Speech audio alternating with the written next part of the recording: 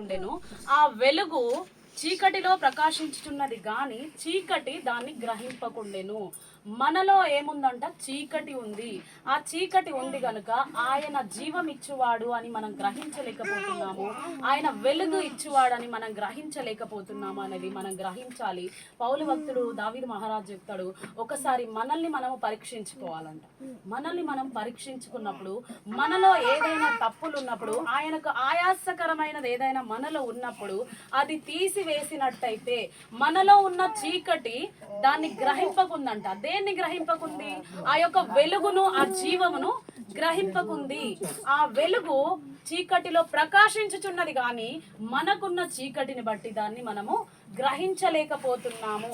ఆయన వాక్యము శరీరధారి అయి మన మధ్యలోకి వచ్చి ఉన్నాడు కానీ ఇన్ని రోజులు కూడా మనము తప్పులు చేస్తూనే ఉంటాము, ఒప్పుకుంటూనే ఉంటాము.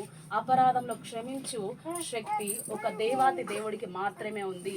మన అపరాధములను మనము ఒప్పుకొని ముందుకు వెళ్తున్నప్పుడు మనలో ఉన్న చీకటిని కొట్టివేసి ఆ వెలుగును మనము గ్రహించగలుగుతాము. ఆయనలో ఉన్న జీవాన్ని మనం పొందుకోవాలి అంటే మన చీకటిని మనం వదిలిపెట్టాలి. ఆ చీకటిని మనము వదిలిపెట్టాలి. ఆయనలో జీవం ఉండెను, ఆ జీవమే మనుషులకు వెలుగై ఉందంట. మరి ఏది వెలుగై లేదు. హల్లెలూయా. ఆ జీవమే మనుషులకు వెలుగై ఉంది కానీ మరి ఏది వెలుగై లేదు అని యోహాను భక్తుడు చెప్తున్నాడు. ఆ వెలుగు చీకటిలో ప్రకాశించుచున్నది కానీ చీకటి దాన్ని గ్రహింపకుండెను. దేవుని యొద్ద నుండి పంపబడిన ఒక మనుష్యుడు, అతని పేరు యోహాను. ఆ యోహాను యేసుక్రీస్తు ప్రభువు గురించి సాక్ష్యం ఇయ్యుటకు ఈ లోకానికి వచ్చాడు కానీ ఆయన ఏమై ఉండలేదంట? వెలుగై ఉండలేదంట. ఆయన సాక్షిగా ఈ లోకానికి వచ్చాడు. మరి వెలుగై ఎవరుండాలి, వెలుగుగా ఎవరు మండాలి అని దేవుడు ఈరోజు ఎవరితో మనతో మాట్లాడుతున్నాడంటే, సంఘంగా ఉన్న మనము, విశ్వాసులుగా ఉన్న మనము ఆ వెలుగు లోకానికి పంచాలి అని. కింద వచనాలు చూద్దాం ఒకసారి. ఇంకా అతని దేవుని యొద్ద నుండి పంపబడిన ఒక మనుషుడు ఉండెను. అతని పేరు యోహాను. అతని మూలముగా అందరూ విశ్వసించినట్లు అతడు ఆ వెలుగును గూర్చి సాక్ష్యం ఇచ్చుటకు సాక్షిగా వచ్చాడు. చాలండి, ఆగండి. అతని మూలముగా అందరూ విశ్వసించడానికి మాత్రమే ఆయన సాక్ష్యం ఇచ్చుటకు ఈ లోకానికి వచ్చాడు కానీ ఆయన వెలిగించడానికి మాత్రం రాలేదు. నేను సాక్షి అయి ప్రభువు త్రోవ సరళము చేయడానికే నేను వచ్చాను కానీ నా వెనుక వచ్చేవాడు పరిశుద్ధాత్మ శక్తితో మిమ్మల్ని రగిలించును అని బైబిల్ వాక్యం సెలవిస్తుంది. ఆయన ఎవరంట? యోహాను భక్తుడు ఒక సాక్షిగా ఈ లోకానికి వచ్చాడు కానీ వెలుగు ఇవ్వడానికి ఎవరు వచ్చారు అనేది చూద్దాం. కింద అతడు ఆ వెలుగై ఉండలేదు గాని ఆ వెలుగును గూర్చి సాక్ష్యం ఇచ్చుటకు అతడు వచ్చెను. ఏ వెలుగును గూర్చి సాక్ష్యం ఇచ్చుటకు వచ్చెను? ఎవరిలో సాక్ష్యం ఉంది అనేది మనము గ్రహించాలి. ఎవరిలో వెలుగు ఉంది? యేసు క్రీస్తు ప్రభువులో వెలుగు ఉంది అని మనం గ్రహించాలి. యోహాను భక్తుడు చెప్తున్నాడు, ఆ వెలుగును గూర్చి సాక్ష్యం ఇచ్చుటకు నేను వచ్చాను. మరి మన సాక్ష్యం ఏ విధంగా ఉంది? మన జీవితాలలో ఎన్నో అద్భుతాలు పొందుకుంటాము, ఎన్నో ఆశ్చర్యాలు పొందుకుంటాము కానీ మనం సాక్షిగా జీవిస్తున్నామా అనేది మనల్ని మనము పరీక్షించుకోవాలి. ఆయన అంటున్నాడు, ఆయన చెప్పులు వారును విప్పుటకు కూడా నేను పనికిరాను కానీ ఆయన గురించి సాక్ష్యం ఇచ్చుటకు నేను వచ్చాను. మరి మనం ఏ విధంగా ఉన్నాము? మన సాక్ష్యం ఏ విధంగా ఉంది? గతించిపోయిన దినములు పాతవి గతించను, ఇదిగో క్రొత్తవాయను అన్నట్టుగా ఉందా? లేదంటే మారు మనసు పొంది మళ్ళీ అదే పాపపు రోత జీవితంలో మనం బ్రతుకుతున్నామా అనేది మనల్ని మనము పరీక్షించుకోవాలి. అందరూ విశ్వసించినట్టు ఆయన సాక్షిగా ఇక్కడికి వచ్చాడు కానీ మనం ఏం చేస్తున్నామంట? చీకటిలో ఉండి దాన్ని గ్రహించలేకపోతున్నామంట. మరి మనము బాప్తిజం తీసుకున్నాము, రక్షణ తీసుకున్నాము, బల్లారాధనలో పాల్గొంటున్నాము. మరి అదే చీకటిలో మనం బ్రతుకుతే ఆ వెలుగును ఏ విధంగా మనము గ్రహించగలుగుతాము? యోహాను భక్తుడు చెప్తున్నాడు, నేను సాక్షిగా ఈ లోకానికి వచ్చాను కానీ ఆయన వెలుగును ఇవ్వడానికి ఈ లోకానికి వచ్చాడు అని. చూడండి, కింది వచ్చిన చదువుదాం. ఇంకా నిజమైన వెలుగు ఉండెను, అది లోకములోనికి వచ్చుచు ప్రతి మనిషిని వెలిగించుచున్నది. ఆమేన్. ప్రతి మనుషుణ్ణి వెలిగిస్తూ ఉందంట. నిజమైన వెలుగు ఉందంట, అది లోకానికి వచ్చి ప్రతి మనుషుణ్ణి వెలిగిస్తూ ఉంది. మరి ఆ వెలుగును మనం గ్రహిస్తున్నామా అనేది మనల్ని మనము పరీక్షించుకోవాలి. మనం ఒక సాక్షిగా ఉన్నామా? ఎన్నో పొందుకుంటూ ఉంటాం కానీ ఒక చిన్న శ్రమ రాగానే, ఒక కష్టం రాగానే మనం ఏమంటాం? అయ్యా ప్రభువా, నేను 3 సార్లు ప్రార్థన చేసుకుంటున్నాను, నేను ఉపవాసాలు ఉంటున్నాను, అన్నీ చేసినా కూడా ఎందుకు తండ్రి నాకు ఈ శ్రమ ఇచ్చిర్రు అని అంటుంటాం. కానీ ఎవరు చెప్తారంట, అయ్యా నువ్వే ఇచ్చావు నువ్వే తీసుకున్నావు అని ఒక భక్తుడు అంటాడంట. ఎవరైనా యోబు భక్తుడు చెప్తాడు ఏమని, నువ్వు ఇచ్చినావు నువ్వే తీసుకున్నావు తండ్రి. ఆయన శరీరం మొత్తం కురుపులతో నిండిపోయింది, ఉన్న ఆస్తి మొత్తం పోయింది, ఆఖరికి భార్య కూడా, ఇంత జరిగినా కూడా నువ్వు ఇంకా ఆయననే స్తుతిస్తున్నావా అని వాళ్ళ భార్య కూడా నిందిస్తుంది. కానీ ఆయన ఏమంటాడంట, నువ్వే యెహోవా ఇచ్చెను యెహోవా తీసుకొనెను.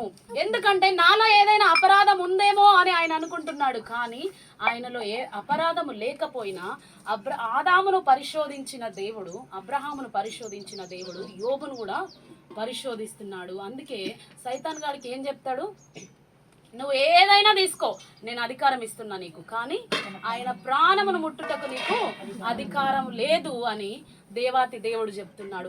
మనకి ఎన్ని శ్రమలు వచ్చినా, ఎన్ని కష్టాలు వచ్చినా, ఎన్ని శోధనలు వచ్చినా మనము దేవాతి దేవుణ్ణి విడిచిపెట్టకుండా ఆయన వెలుగును మనం వెతికినప్పుడు మనను వెలిగించేవాడిగా ఆయన ఉన్నాడంట. హల్లెలూయా. ఏ విధంగా ఉన్నాడు ఆయన? వెలిగించువాడిగా ఆయన మన మధ్యలో పని చేస్తున్నాడు. కింద వచనం చూడండి, ఆయన ఏ విధంగా ఈ లోకానికి వచ్చాడు చూద్దాం ఒకసారి. ఆయన లోకములో ఉండెను, లోకం ఆయన మూలముగా కలిగెను గాని లోకం ఆయనను తెలుసుకొనలేదు. ఆయన తన స్వకీయుల యొద్దకు వచ్చెను, ఆయన స్వకీయులు ఆయనను అంగీకరింపలేదు. తన్ను ఎందరు అంగీకరించురో వారికందరికి, అనగా తన నామమునందు విశ్వాసముంచిన వారికి దేవుని పిల్లలగుటకు ఆయన అధికారము అనుగ్రహించాడు. ఆమేన్. చాలండి. లోకము ఆయన మూలముగా కలిగిందంట, కానీ లోకము ఆయనను గ్రహింపలేదు. ఆయన వచ్చాడు, ఆయన పని ఆయన చేసుకుని వెళ్ళాడు. నీవు దేవుని కుమారుడవైతే నిన్ను నీవు కాపాడుకోవచ్చు కదా అని ఎంతో మంది హేళన చేశారు, వెక్కిరించారు. అయినా కూడా అవన్నీ ఆయన పట్టించుకోలేదు. నా తండ్రి నాకు ఇచ్చిన పనిని నేను నెరవేర్చుకోనే వెళ్తాను, ఇక్కడ ఎవరు ఏది చేసినా కూడా నేను పట్టించుకోను. ఎన్ని అవమానాలు పొందుకున్నాడు, ఎన్ని సిలువకు ఎన్ని మార్లు ఆయనను మనము కూడా వేస్తున్నాము. ఆయన పడ్డమే కాదు, ఆయన ఒక్కసారి సిలువ మరణం పొందితే మన అపరాధముల చేత మనలో ఉన్న తప్పులను బట్టి, మాటలను బట్టి, నడవడికలను బట్టి మనము కూడా ఎన్నో మార్లు సిలువ వేస్తూనే ఉన్నామంట. ఎందుకంటే లెక్కలేనని మార్లు మనం పడిపోతూ ఉంటాం. కాబట్టి ఆయన అంటాడు, బిడ్డ ఎన్నిసార్లు నువ్వు పడిపోతుంటావు, ఇంకా ఎప్పుడు తెలుసుకుంటావు అని దేవుడు ఈరోజు మనతో మాట్లాడుతున్నాడు. ఆ వెలుగును మనము గ్రహించనంత కాలము మనము చీకట్లోనే బ్రతుకుతూ ఉంటాము.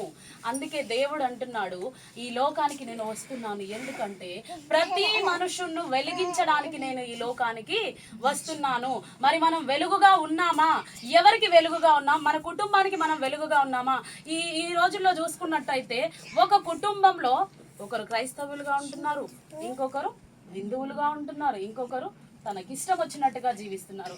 మరి ఒక కుటుంబంలో ఒకరు రక్షణ పొందినట్టయితే మిగతా వారిని ఎందుకు మనం మార్చలేకపోతున్నాము? సజీవుడైన దేవుడి గురించి మనం ఎందుకు సాక్ష్యం చెప్పలేకపోతున్నాము అనేది మనము ఆలోచించాలి. మొదటిగా మన స్నేహితులను, మన కుటుంబీకులను మనము మార్చుకోలేకపోతే ఈ లోకానికి వెలుగుగా మనం ఏ విధంగా ఉంటాము అనేది మనము ఆలోచించుకోవాలి, పరీక్షించాలి. ఎందుకంటే దేవాతి దేవుడు ఏం చెప్తున్నాడంటే, ఈ లోకానికి నేను వెలుగై వచ్చాను, ఎందుకంటే ప్రతి మనుషుణ్ణి వెలిగించడానికి వచ్చాను. మరి మనము వెలుగుగా ఉన్నామా?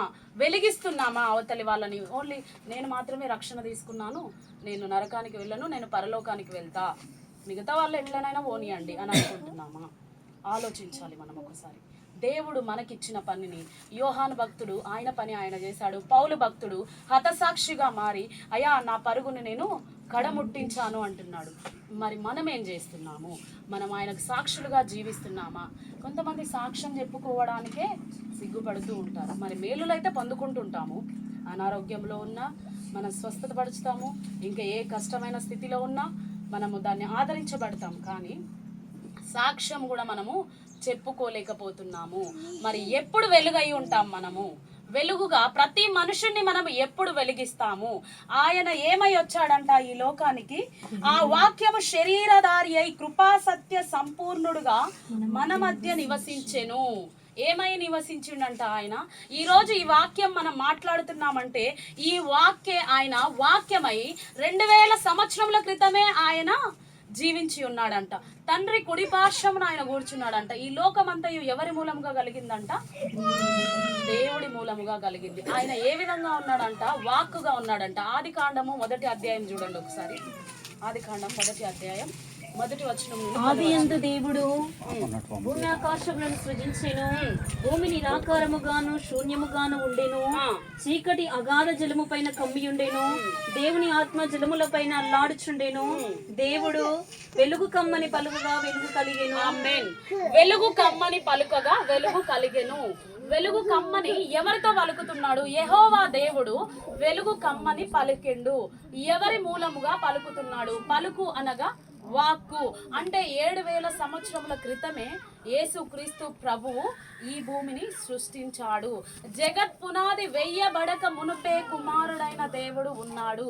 చాలా మంది అంటారు ఆదికాండాన్ని దాన్ని చూసి యెహోవా దేవుడే దేవుడు, యేసుక్రీస్తు ప్రభు ఒక ప్రవక్త. కొంతమంది జ్ఞానము లేని వాళ్ళు ఈ విధంగా చెబుతూ ఉంటారు. కానీ ఆ వాక్యము శరీరధారి అయి మన మధ్యలోకి వచ్చింది అని ఎవరు గ్రహించలేకపోతున్నారు.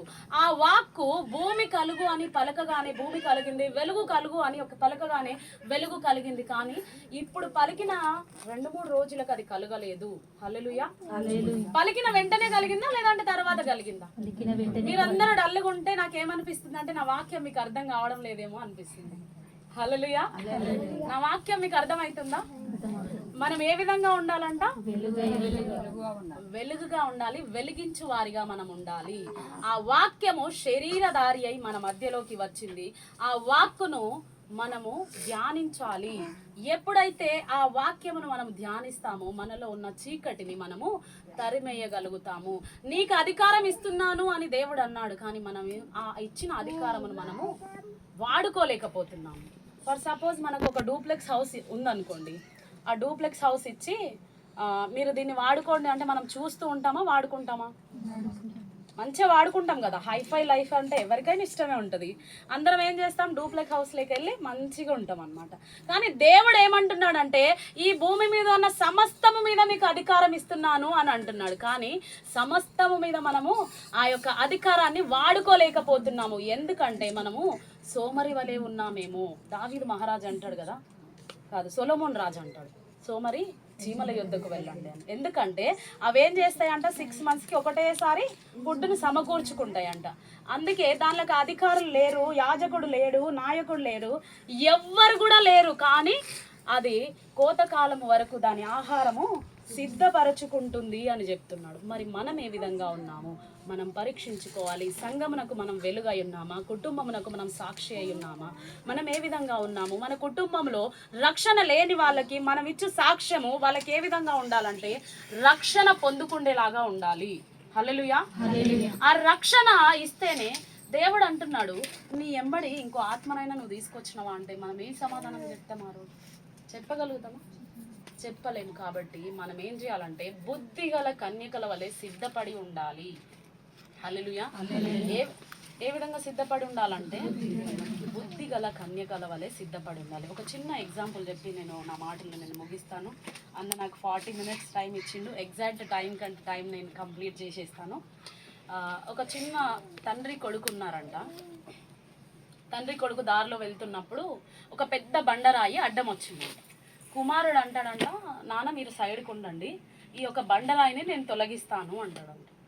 పక్కన వెళ్ళే వాళ్ళని అడిగారంట. ఆయన తన సొంత శక్తితో బండరాయిని తొలగించాలని చూశాడంట. అంకుల్ ఆంటీ కొంచెం హెల్ప్ చేయండి అని అడిగాడంట. కానీ అది ఎవరి వల్ల కాలేదంట. తండ్రి అన్నాడంట, నీ తండ్రిని నువ్వు సహాయం అడిగి ఉంటే అది చేసేవాడివేమో అన్నాడంట. హల్లెలూయా. ఏమర్థమైంది మీకు ఇందులో? ఏమర్థమైంది? మన తండ్రి మన పక్కనే ఉంటాడు, కానీ ఆ కుమారుడు చేసిన తప్పే మనం కూడా చేస్తున్నాము. హల్లెలూయా. అర్థమైందా? ఆ కుమారుడు ఏం చేశాడంట? తండ్రిని పక్కనే పెట్టుకొని సహాయం అడగకుండా దారిన పోయే వాళ్ళందరినీ సహాయం అడుగుతున్నాడంట. కొన్నిసార్లు మన విశ్వాసం అదే విధంగా ఉంటుంది. మనం లోకంలో జీవిస్తున్నప్పుడు నాకు కష్టం వచ్చింది, అప్పుడు నేనేం చేస్తా? మోకాలు వేసి ప్రార్థన చేయను. వాళ్ళకి ఫోన్ చేద్దామా, వీళ్ళకి ఫోన్ చేద్దామా, ఇదే చేస్తుంటాం. కానీ మన తండ్రి మన పక్కనే ఉన్నాడంట. ఆ సహాయం మనం పొందుకోకుండా మనం ఏం చేస్తున్నామంటే పక్కవారిని సహాయం అడుగుదామా లేకుంటే వీరిని సహాయం అడుగుదామా? పక్కవారు సహాయం చేస్తారు. ఎప్పుడు చేస్తారంటే నీ తండ్రి యొద్ద నువ్వు మొరపెట్టినప్పుడు పక్కవారు ఆటోమేటిక్ గా వచ్చి సహాయం చేస్తారంట. హల్లెలూయా. నమ్ముతున్నారా? హల్లెలూయా. నమ్మిన వాళ్ళందరినీ దేవుడు దీవించి ఆశీర్వదించును గాక. ఎందుకంటే ఆ కుమారుడు ఏం తప్పు చేశాడంట? తన సొంత ఆలోచనలతో, సొంత బలముతో, సొంత జ్ఞానముతో ఈ బండరాయిని నేను తొలగించాలి అనుకున్నాడంట. కానీ వాళ్ళ తండ్రి ఏమన్నాడంట? నా సహాయం తీసుకుంటే బాగుండేమో. అందుకే మనం పడే కష్టాలు, శోధనలు అన్ని దేవుడు చూస్తూ ఉంటాడంట. నా కుమార్తె, నా కుమారుడు ఏదో ఒక రోజు నా సహాయం కోసం వస్తారు అని. ఆ కుమారుడు కోసం తండ్రి ఎదురు చూసినట్టుగా మన తండ్రి కూడా ఎదురు చూస్తూ ఉంటాడు. అందుకే మనము వెలుగిచ్చు వారిగా ఉండాలి.